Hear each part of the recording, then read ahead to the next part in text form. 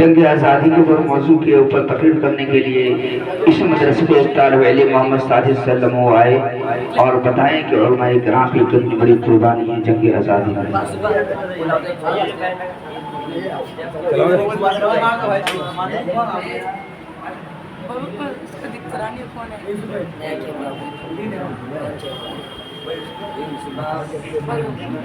السلام علیکم ورحمۃ اللہ وبرکاتہ۔ الحمد لله نحمده ونستعينه ونستغفره ونؤمن به ونتوكل عليه، فاعوذ بالله من الشيطان الرجيم، بسم الله الرحمن الرحيم۔ إن تنصروا الله ينصركم ويثبت أقدامكم، وقال الله في موضع آخر ولا تنهوا ولا تحزنوا وأنتم الأعلون إن كنتم مؤمنين، صدق الله العظيم۔ جب گلستان کو خو کی ضرورت پڑی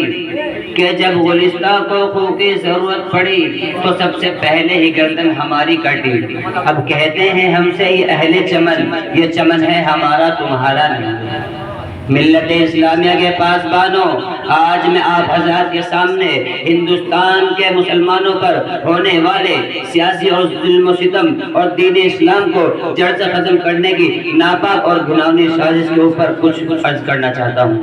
امید ہے کہ بغور سماعت فرمائیں گے۔ وہ ہندوستان جس کی حریت کے باغوں کو مسلمانوں نے اپنے خون و جگر سے سینچا تھا، وہ ہندوستان جس کی آزادی خاطر بحرین آشنائے ساحل دریا میں کود پڑے تھے اور موجوں سے لڑتے ہوئے مجدار تک جا پہنچے تھے، بے پناہ قربانی کے ذریعے سے اس کو پروان چڑھایا تھا۔ آج اسی ہندوستان میں مسلمانوں کو طرح طرح کی اذیتیں اور تکلیفیں پہنچائی جا رہی ہیں۔ مسلمان قلوب سے اسلام کی محبت کو ختم کرنے کے لیے ناپاک کوشش کی جا رہی ہے۔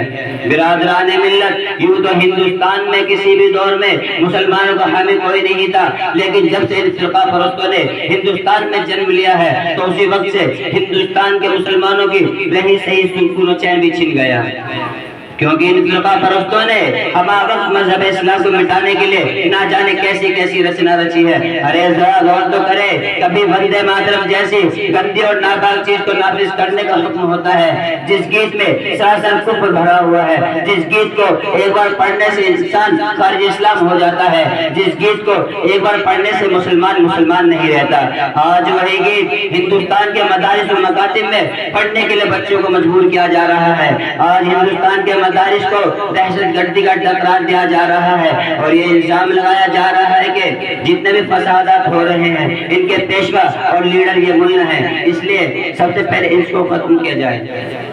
اسی وجہ سے ہماری عبادتوں پر پابندی لگا دی گئی کہ اب مسلمان کسی مساجد، مدارس، مکاتب کو نہیں بنا سکتے، لیکن شاید ان کو معلوم نہیں کہ مسلمانوں کی جب تک سانس چلتی رہے گی اس وقت تک دین اسلام پر، مساجد پر، مکاتب پر کسی طرح کا آنچ نہ آنے دیں گے۔ ہم تمہاری دھمکیوں سے خوف کھا سکتے نہیں،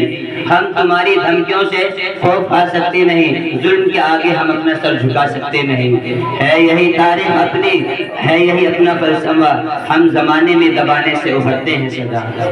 عزیزان گرامی، اگر وطن ہمارا جان مانگے تو جان دیں گے، اگر وطن ہمارا مال مانگے تو مال دیں گے، اگر وطن ہماری اولاد مانگے تو اولاد دیں گے، اگر وطن ہمارا تن من دھن مانگے تو سب کچھ دیں گے۔ لیکن یہ نہیں ہو سکتا کہ مسلمان اپنے نبی صلی اللہ علیہ وسلم کی جاہ و جلال دے، یہ نہیں ہو سکتا کہ مسلمان آخرت کو چھوڑ کر دنیا کی فکر کرے، یہ نہیں ہو سکتا کہ مسلمان آخرت کو چھوڑ کر دنیا کو ترجیح دے۔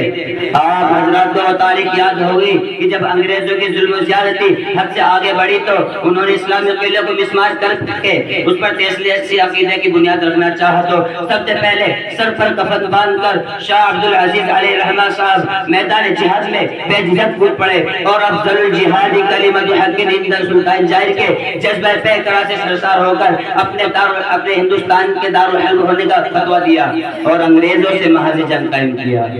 اور انہوں نے یہ تہیہ کر لیا تھا کہ اب غلامی کی زنجیروں کے ٹکڑے کر کے ہی دم لیں گے، اور اس نتیجے میں مسلمانوں کو مصائب و مشکلات کے کن کن مراحل دشوار گھاٹیاں اور وادیوں سے گزرنا پڑا۔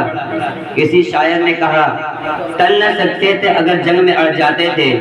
کہ ٹل نہ سکتے تھے اگر جنگ میں اڑ جاتے تھے، پاؤں شیروں کے میدان سے اکھڑ جاتے تھے، مجھ سے شرکش ہوا تو کئی بگڑ جاتے تھے، ٹھیک کیا چیز ہے توپوں سے لڑ جاتے تھے۔ برادران ملت،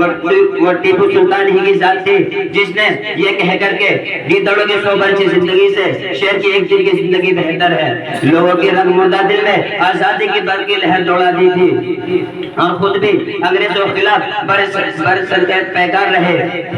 یہ تنگ نظر احسان فراموش جو غدار ہم سے وفاداری کے سند مانگتے ہیں، میں ان غداروں سے کہنا چاہتا ہوں، ہم ہیں غدار تو پابند وفا تم بھی نہیں، ہم ہیں غدار تو پابند وفا تم بھی نہیں، اپنی کثرت پر نہ اتراؤ خدا تم بھی نہیں۔ ملت اسلامی کا دھڑک کر دلو، آج تمہارے عزت و آبرو کے امتحان کا وقت آ چکا ہے۔ آج تاج محل کی پرشکوہ عمارت تمہیں آواز دے رہی ہے، آج لال قلعے کی دیواریں تمہیں پکار رہی ہے، آج قطب مینار تمہارا مرثیہ پڑھ رہا ہے، آج بابری مسجد کی دلخواہ شہادت تمہاری خودداری کی عزت و آبرو کو پامال کیا گیا تھا، وہ آواز دے رہی ہے۔ اے ملت اسلامیہ کے نوجوانوں، اے خالد بن ولید کے فرزندوں، اے محمد بن قاسم کے پیروکار، اے صلاح الدین ایوبی کے ہم نشینوں، اے محمود غزنوی کے مقتدیوں، بیدار ہو جاؤ، اپنے اندر انقلاب پیدا کرو اور اپنی تقریروں کو سنوارو، اس لیے کہ آج دین اسلام نے تمہارے خلاف کمر کس لی ہے۔ یہ سنگ گرا جو حائل ہے رستے سے ہٹا کر دم لیں گے، ہم پھول بھی ہیں تلوار بھی ہیں، باطل کو مٹا کر دم لیں گے، وما علینا الا البلاغ۔